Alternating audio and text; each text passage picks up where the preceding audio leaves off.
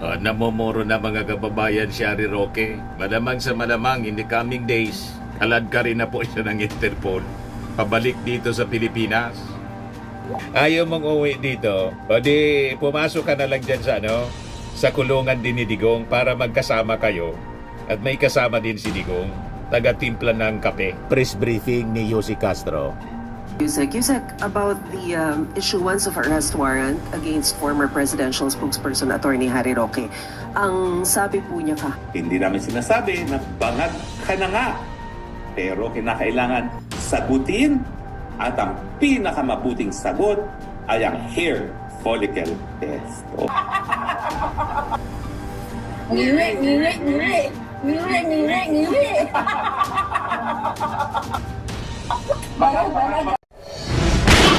Nagbabagang mga balita at pagtalakay sa mga isyu ng lipunan. Pulsa, opinyon, banat at paglalantad sa katotohanan. Pulsa, what you see is what you get. You decide. Namomoro na mga kababayan si Harry Roque. Malamang sa malamang in the coming days, alad ka rin na po siya ng Interpol. Pabalik dito sa Pilipinas. Yan kasi.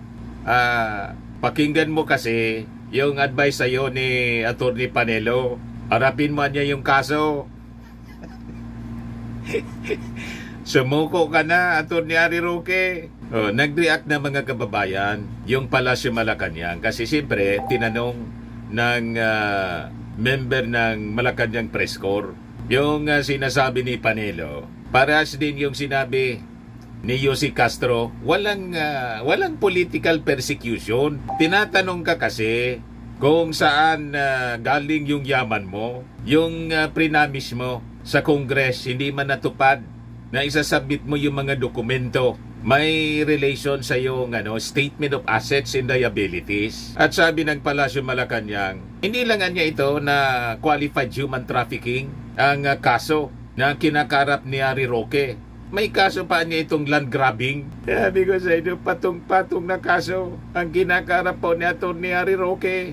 At anytime, pag na-release na po sa Interpol, yung in-issue po ng Angeles City Court na warrant of arrest, magtago ka na dyan sa puwet ni Digong. Ayaw mong uwi dito, o di pumasok ka na lang dyan sa kulungan din ni Digong para magkasama kayo. At may kasama din si Digong, taga-timpla ng kape. Di ba? Ito yung balita ngayon lang po. Palas, Panelo reject Roque's political persecution claim. Pati yung dati niyang kasama sa Palasyo Malacanang noon, si dating Presidential Legal Counsel and spokesman Panelo, pumalit sa kanya. Parehas na yung posisyon with Yussi Castro. Sabi po ni Yussi Castro, yan po naman talaga ang kanyang naratibo, kanyang depensa, pero hindi po niya sinasagot ng mabuti kung nasaan nga ba ang mga dokumentong kanyang pinangako. Sabi ni Castro, it was the court, hindi yung executive branch that issued a valid arrest warrant against Roque over qualified human trafficking case, noting that he also faces pending land grabbing complaint before the office of the Ombudsman. Anong naging political persecution po na yung pag-issue ng warrant of arrest? Wala mang ginalaman po doon yung Palasyo Malacanang sa issuance ng warrant of arrest. Ang nag-issue po, walang politika doon sa korte. Baka kayo kasi, noong panahon ng administrasyon ni Digong, pinopolitika pati yung judiciary. Kaya pala, nawala ng tiwala yung mga complainants sa crimes against humanity laban kay Digong. Ito nga po, yung nag-issue ng sabi, reversal ng acquittal order, pero hindi man pala, pinapaliwanag man lang, laban kay Laila de Lima, mga appointees pala yon, yung mga associate justices ng Court of Appeals, mga appointees ni Digong. Baka kayo. Pero sa present administration po, walang ganun. Sabi po ni Yussi Castro, paano po kayang magkaroon ng political persecution? Ayan po mga kababayan, pakinggan natin yung press briefing ni Yussi Castro. Yusek, about the issuance of arrest warrant against former presidential spokesperson Attorney Harry Roque. Ang sabi po niya kahapon, malinaw that he is a victim of political persecution by the Marcos government because he is an ally of the Dutertes. Your comment on that, Yusek? Yan po naman talaga ang kanyang magiging naratibo, kanyang depensa. Pero hindi po niya sinasagot ng mabuti kung nasaan nga ba yung mga dokumentong kanyang ipinangako sa House of Representatives at that time na nagkaroon po ng hearing sa Quadcom. Hindi po niya natutugunan yon at kung ano man yung mga sinasabing di umanong hidden wealth niya ay hindi pa rin niya po natutugunan. So paano po kayo magkakaroon ng political persecution?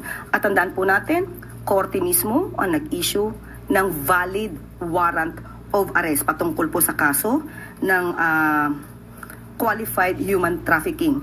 At hindi lamang po yan. Meron po tayong nabalitaan na meron din pong pending case for alleged land grabbing sa Bataan. At ito po ay di umano'y nakapending sa Ombudsman since 2023. So siguro dapat din po natin malaman dito at ang katotohanan tungkol sa akusasyon ng mga 70 farmers patungkol sa di umanong land grabbing na ginawa ni Atty. Harry Roque. Ma'am, ano po yung magiging action?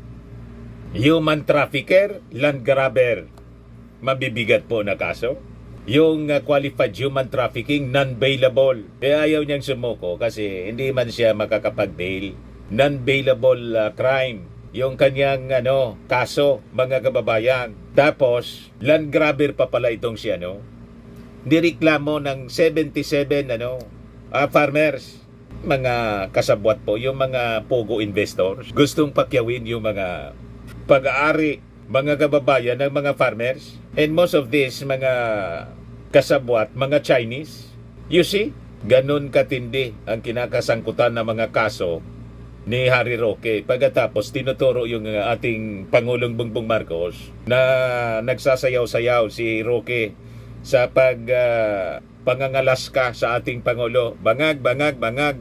Ngiwi, ngiwi, ngiwi. Para ng abnormal. Tuwang-tuwa siya na kinakantsawan yung ating Pangulong Bongbong Marcos. Sige lang, kantsawan mo yung ating Pangulo. Nang bangag, bangag, bangag. Ngiwi, ngiwi, ngiwi.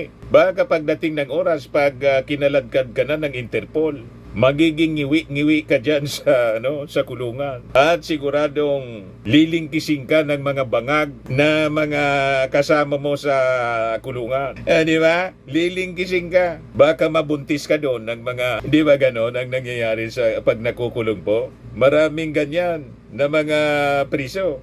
Balikan natin mga kababayan yung press con. The part of government, is it possible to coordinate with the Interpol para mapabalik sa bansa si former presidential spokesperson? Sa ating pagkakatanda, yan din po sinabi ni Yusek Nikki T ng DOJ, maaari po sila kakalad ka rin na po coordinate sa Interpol patungkol po dito. So abangan na lang po natin kung ano man po ang magiging aksyon ng pamahalaan sa pamamagitan po ng DOJ. Pero may sinasabi po kasi si Attorney Roque na sa ngayon, hindi daw pwedeng maipa-deport siya pabalik dito sa Pilipinas dahil ayon daw sa international law, meron pa kasi siyang petition for asylum. So, kumbaga nakapending pa doon. Of course, meron pong ganyan na sinasabi patungkol sa karapatan na wag muna siyang dalhin sa bansa kung saan may kaso. Pero ito po ay kung may maipapakita pong harassment. Kung wala po siya mapapakitang harassment mula sa gobyerno at maipapatunayan na ang mga kasong ito ay legal na nasampa at may mga basihan para siya ay ma-issuehan ng warrant of arrest, hindi po tayo maniniwala na hindi siya maaaring dalhin sa Pilipinas. Follow-up question, Maris Umali, GMA7. So, ma'am, ibig sabihin, even, kasi yun po yung ini-insist niya when we were at The Hague before, it is part of the provision as an applicant or a political asylum seeker that hindi siya pwedeng galawin at all. Hindi siya pwedeng ipa-deport, hindi siya pwedeng arrestuhin. Kumbaga, he is untouchable as a political asylum seeker. So, ano ang magiging basehan kung sakasakali nung sinasabi po ni attorney na they will work hand in hand with the government in order to siguro serve the arrest? Siya po ang nagsampa ng kanyang petition for asylum. So dapat po para hindi po siya maaresto since may valid warrant of arrest na inisyo ang ating bansa, siya po ang dapat magpatunay na ang pagkuha sa kanya gamit man ang Interpol or kooperasyon sa Interpol, siya magpatunay ang pagdala dito sa Pilipinas ay because of mere harassment. So may condition po yun. Hindi po yun statement na hindi ka pwedeng hulihin, basta-basta. Kung meron naman pong valid warrant of arrest at may kaso siyang dapat kaharapin, hindi po siya dapat magtago sa kanyang petition for asylum. Thank you, ma'am. Next question, Tristan Nadalo. Tapos, mga kababayan, nakikipag-coordinate na ngayon yung ating gobyerno sa Interpol. Malamang sa mga susunod na araw, si Harry Roque, makikita natin, nakapusas na.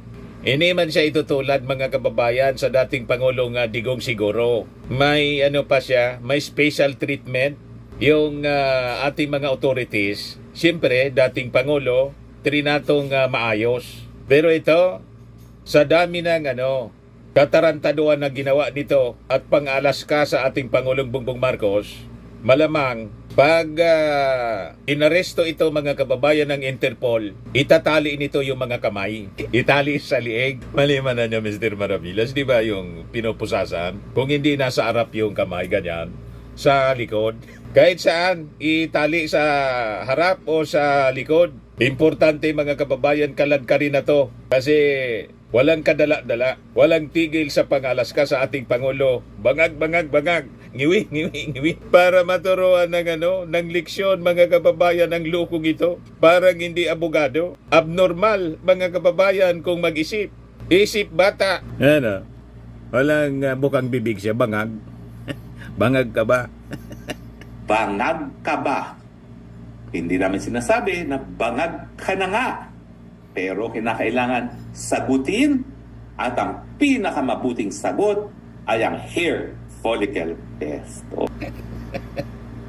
Nagsasayaw-sayaw pa yan. Bangag. Ngiwi. Malamang mangiwi siya, mga kababayan, doon sa kulungan pag kinaladkad na siya ng Interpol. At patulan siya, mga kababayan, asawahin ng mga bangag sa kulungan. O, di ba? Ito si Harry Roque with Marlica. Ngiwi.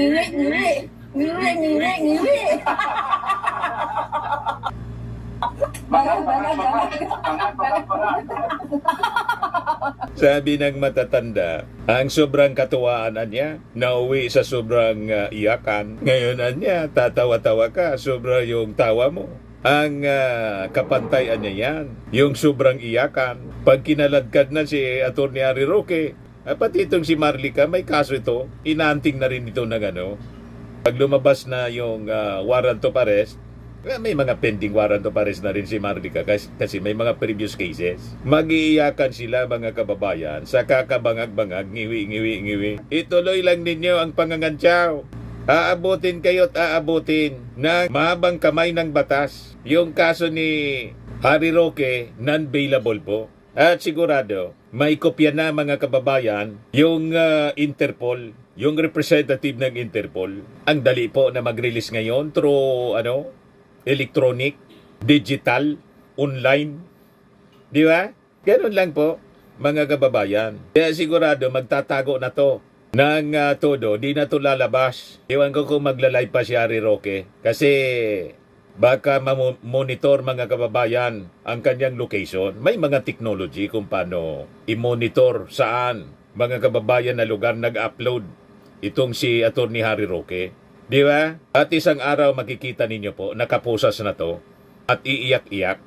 Mananawagan po ng revolusyon, people power, para, mga kababayan, na mag-alsa yung tao, iluklok si Sara, makalibre siya, malabo po. Firmax Firming and Lifting Cream, pinapahid po sa mga pulses in affected area. Mainam po sa paninigas ng mga kaso-kasuan. Ito naman po, Automax Radiant Serum. Sa mukha naman yung application, anti-aging po siya. You will look 10 years younger than your age. Sa mga cancer patients naman po, baka lang gusto ninyo itong itry. Neng siya Red Mix Fruit Drink. Hindi mo po siya gamot, food supplement siya. Kaya lang, gawa siya mga kababayan sa goji berry. Yung goji berry may anti-cancer properties. O ngayon, yung mga inquiries ninyo, dumiritso na lang kayo sa aming messenger sa Facebook para masagot namin agad. Ayos pa? Ayos na ayos niya, Mr. Maravilla. At sa mga nagana po ng malinis and spacious fitness gym, pumunta lang po kayo sa aming Colossal Fitness Gym. May Grab ka rental din po kami. Ito naman po yung bago naming product na binibenta online. Eye Glow Serum, whitening po siya. Tingnan ninyo yung epekto sa aking anak na architect before and now. Yung mga inquiries po ninyo, dumiretso na lang kayo sa kanyang Facebook account, Riz Maravillas.